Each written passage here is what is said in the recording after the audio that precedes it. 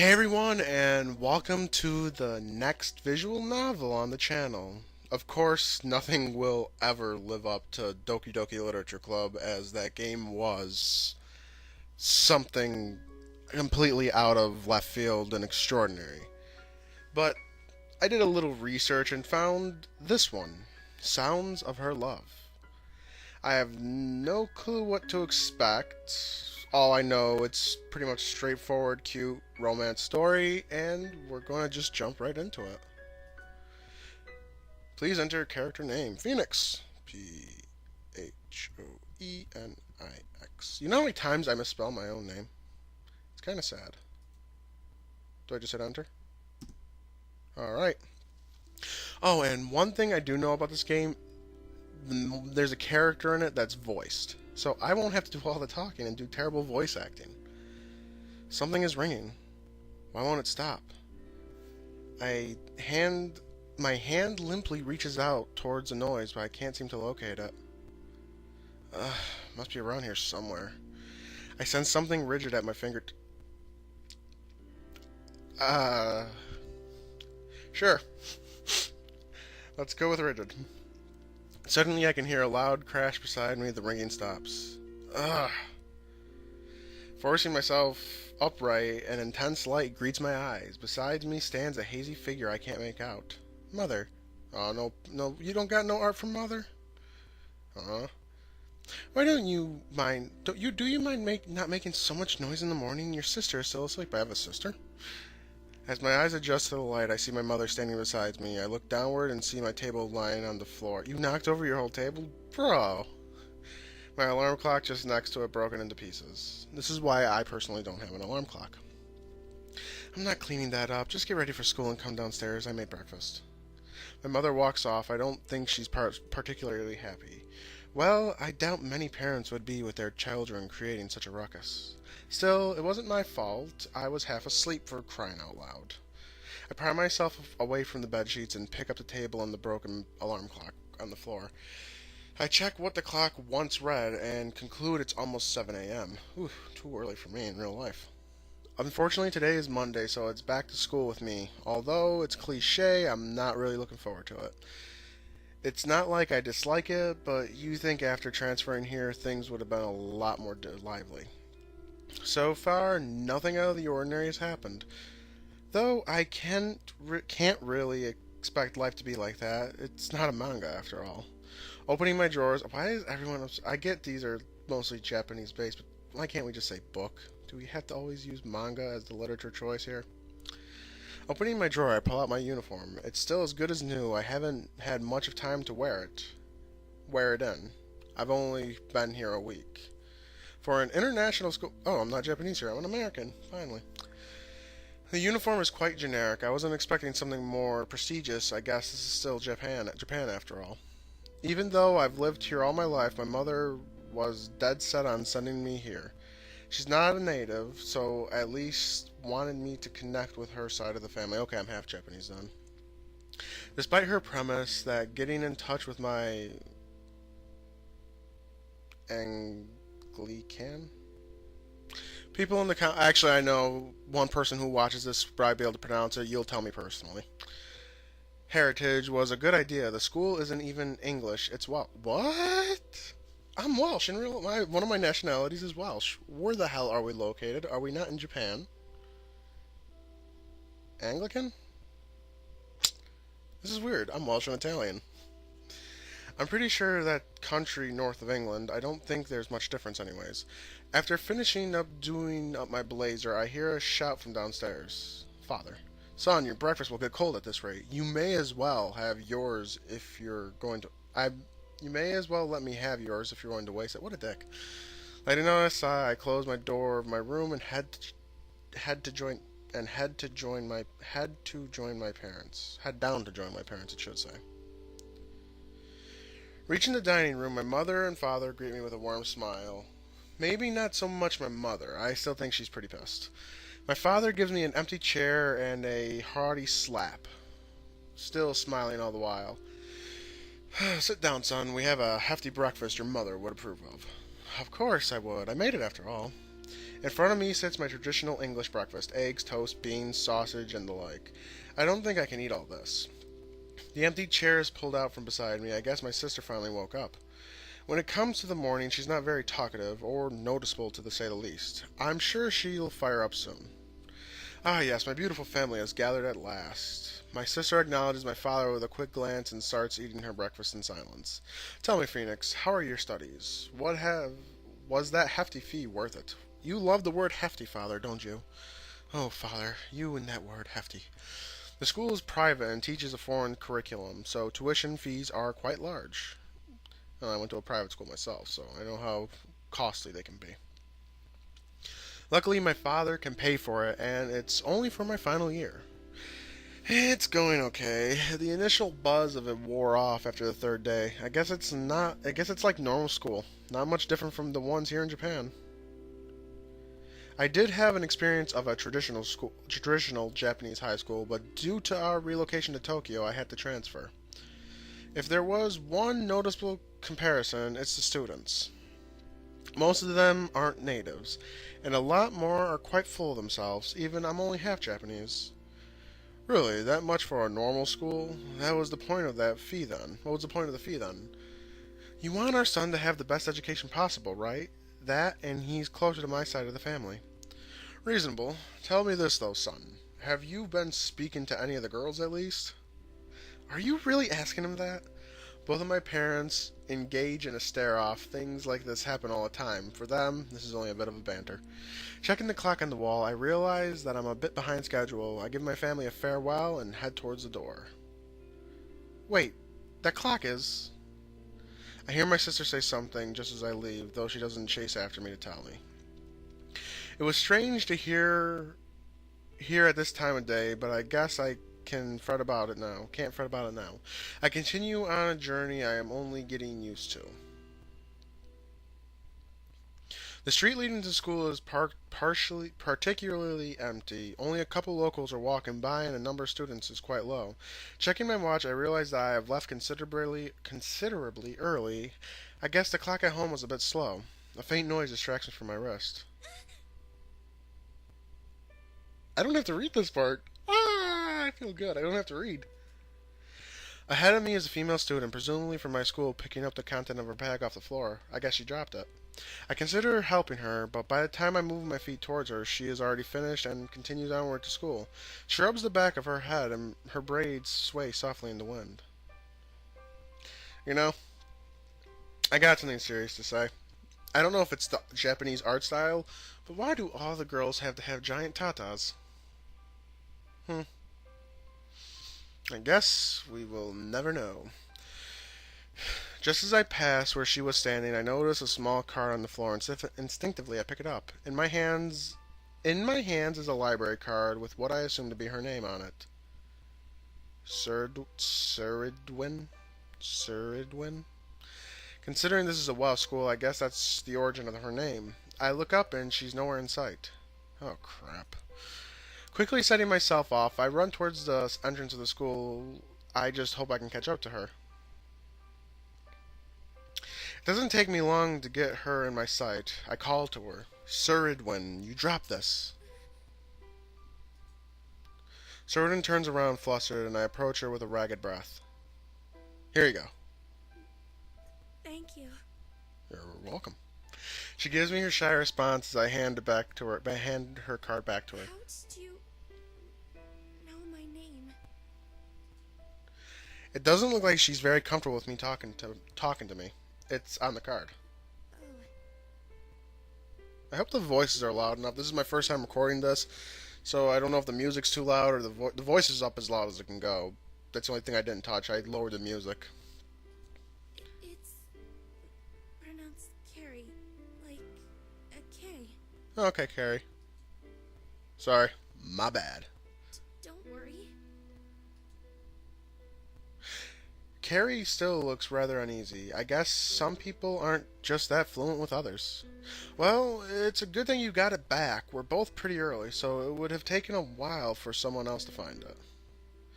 By then, they probably would have just given it to the lost and found. Thank you. Again, you're welcome. She thanks me again, and her eyes are averted. Wow, my eyes are shitty tonight. Slightly away from my direction. This card is important to me. Maybe put it in a safer place. You wouldn't risk losing it then. I know I don't have the right to tell her what to do with her stuff, but things like this are common sense. I use it a lot. It's easier for me to reach it quickly. Oh, Carrie has a weird way of talking. I don't want to make fun, but she reminds me of Yuri. Things didn't end well for Yuri, but in the end they did. I guess she's an avid book fan. She must be quite smart, that or she just likes books. I decide to continue the conversation. Show interest, Phoenix. You want to get with this girl. What sort of books are you interested in, fiction or nonfiction? I read a variety. Oh, that was a short answer. I want to study literature. Well, if that's the case, I know a club that you would love. Oh, I shouldn't be laughing at my own dark jokes. She looks at me as if to expect. She looks at me as if she expects me to belittle her, though I completely deny her expectations. Sounds great. It's good to have something you're passionate about. Her lips move. I guess she can't stop herself from smiling. The art style ain't that bad in this game, though I prefer Doki Doki's character art, but this one's not bad. She's cute. Moving my feet again, I set off towards the entrance of the school, turning around to face Carrie before I make any sufficient progress. It's still early, but we should still go to class. It's a bit cold after all. You're right. I need to check what class I'm in. She doesn't know what class she's in? School started a week ago. Don't tell me she has amnesia. Ooh, that would be a good twist. Carrie shyly passes me and heads towards the school, and I follow suit, heading towards my class. I guess she was a pretty interesting person. Classes are well underway, and the class is filled with a widespread sense of lethargy. It is a Monday, after all, and lunch is just around the corner. Does anyone really want to learn about the structure of the inner mitochondrial membrane right before lunch? Sure, why not? I had science before lunch, and I didn't bitch about it. Ooh, my stomach is growling, speaking of mitochondrial lunch. I lean back in my chair and stare down at my notes, which are just a little more than scribbles on a sparse page. In the end, I can't really say I expected anything different when transferring here. After all, the basic principles of teaching are the same wherever you are. There's no reason as to why this school should be any different, though the extra language lessons are a pain in the ass. Just as I let out a small but definitely noticeable yawn, the teacher glares sharply in my direction. Bored, are you, Phoenix? Yeah? No, sir. Oh, that's a surprise. How about you answer the question at the bottom of page 3, then? I look at the closed book on my desk and realize that what the teacher is referring to. I definitely haven't done a good job of pretending to work. I still oblige and turn to the page 3. Moving my eyes towards the bottom of the page, I find a question that's somewhat relevant to what I managed to hear during the lesson. What is the space between the two mitochondrial membranes called? I believe it's cleavage. No. Is it the matrix? No. Well, boy, did you just call me boy? Excuse me. Oh shit, I actually have to answer this? Oh my god, where's my science brain?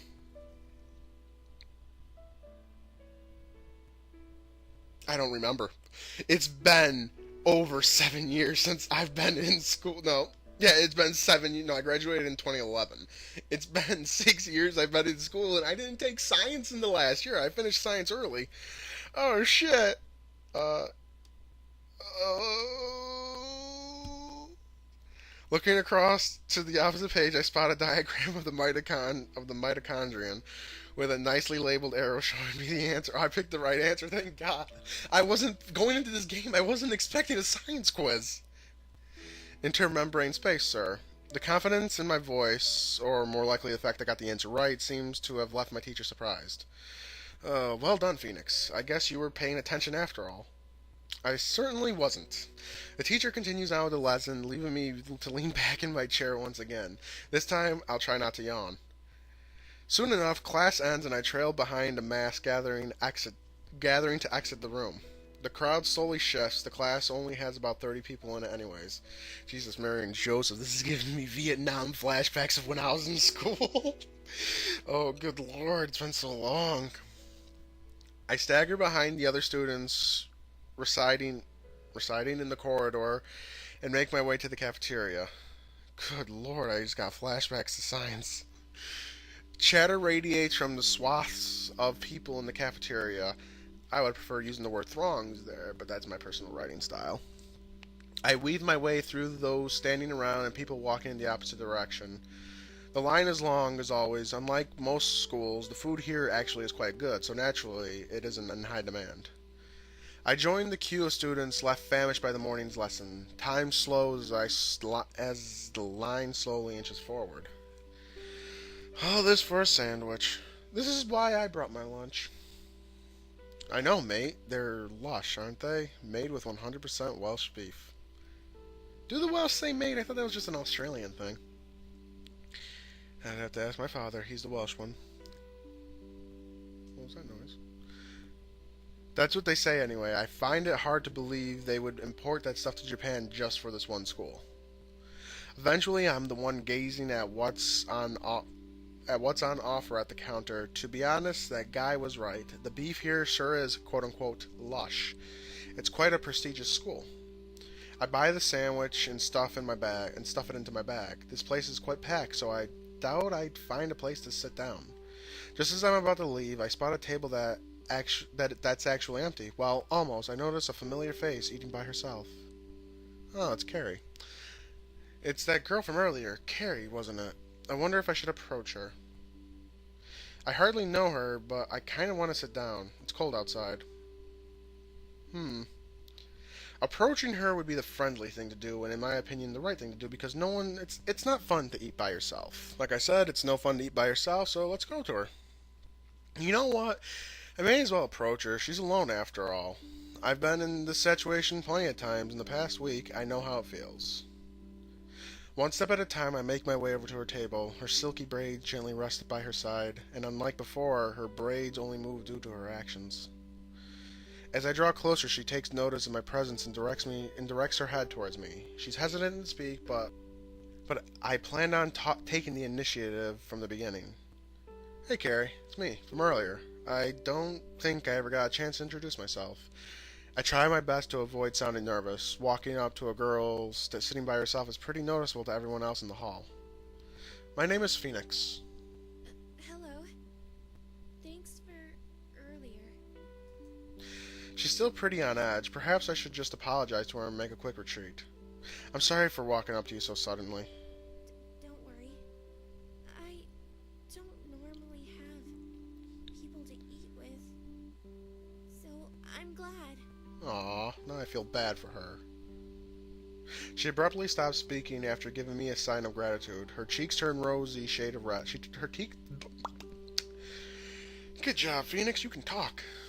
Her cheeks turn a rosy shade of red, and she directs her eyes away from me.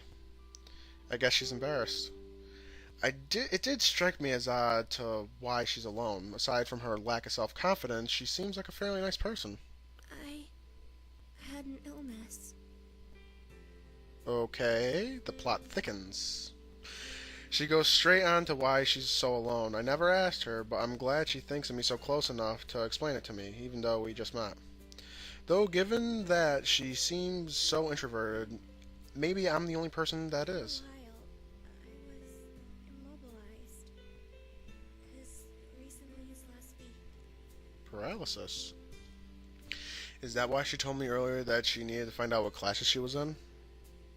Her face continues to grow a deep shade of red. Maybe I should converse with her to ease her explanation. Though, with her personality, I don't know if it actually will help. I can understand, I guess. I'm new here, so I don't really have anyone to eat with. It's not really as relatable as an illness, though. I kind of regret opening my mouth. Hers, though, continues moving as her lips gently let out her unstable speech patterns. I've been here since last year.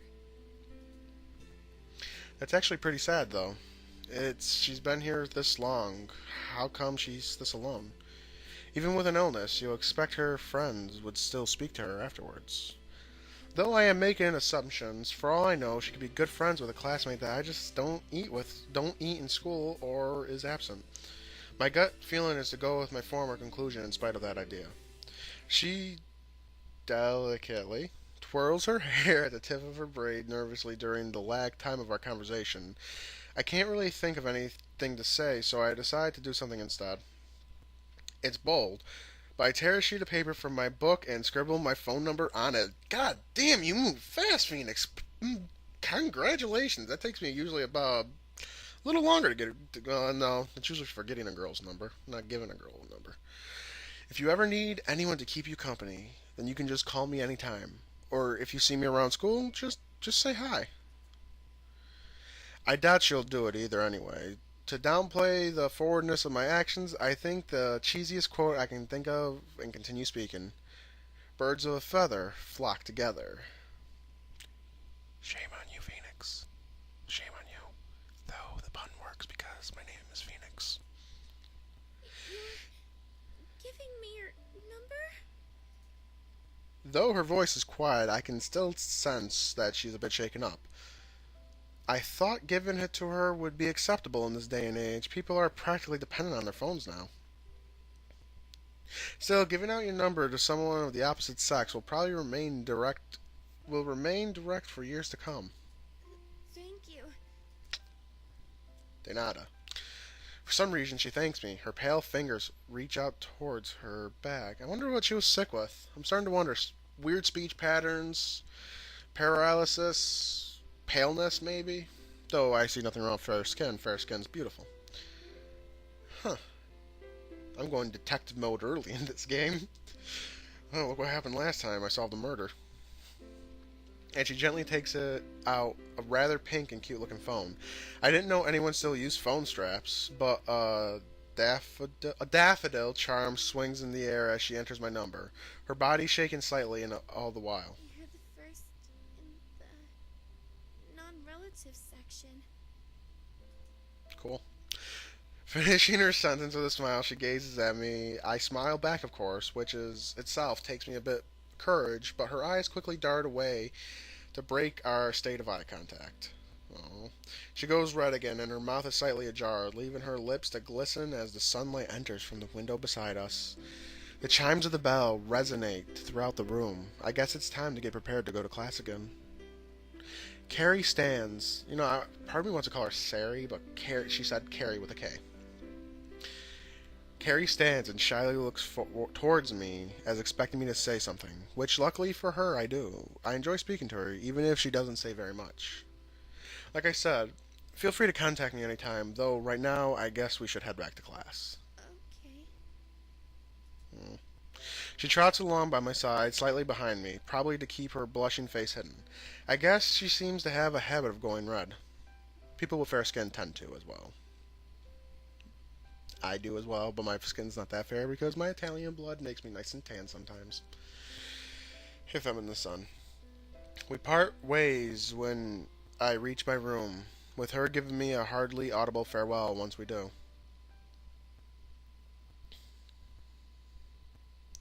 The wooden chair behind my back is rigid and sticks into me, causing me slight discomfort. Actually, I'm going to end here. I don't know how long this video has been going for, because I kind of haven't been keeping track. I want to keep these around the same length as the Doki Doki episodes, around 30 minutes. But if this is shorter, well, that'll make it easier for me to fix anything in the next episode. I'm going to save here. And we're going to end it here. Let me know what you guys think. I like the fact that it has a voiced character, which takes some shoulder off me doing terrible voice acting, especially for a female character. The art style's not bad. The music's really good, surprisingly. I think the music's really good, anyways. Not as good. Doki Doki Literature Club did something special with the music.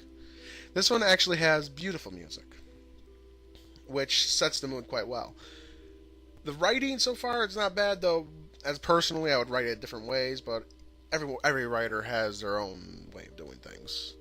But if you're looking forward to this, it will be Monday, Wednesday, today, Wednesday, and Friday for this week, but we'll go to Tuesdays and Thursdays starting next week. Monday, Wednesday, Friday will be Pokemon Ultra Moon. I forget which one I'm playing on the channel. But if you enjoyed this video, leave a like and share it around. It always helps me grow the channel, and I appreciate it very much so. Follow me on Twitter and subscribe to the channel to get a little insight into my madness and to know when videos go live and such that. And as always, this has been Black Phoenix. Thanks for watching, everyone.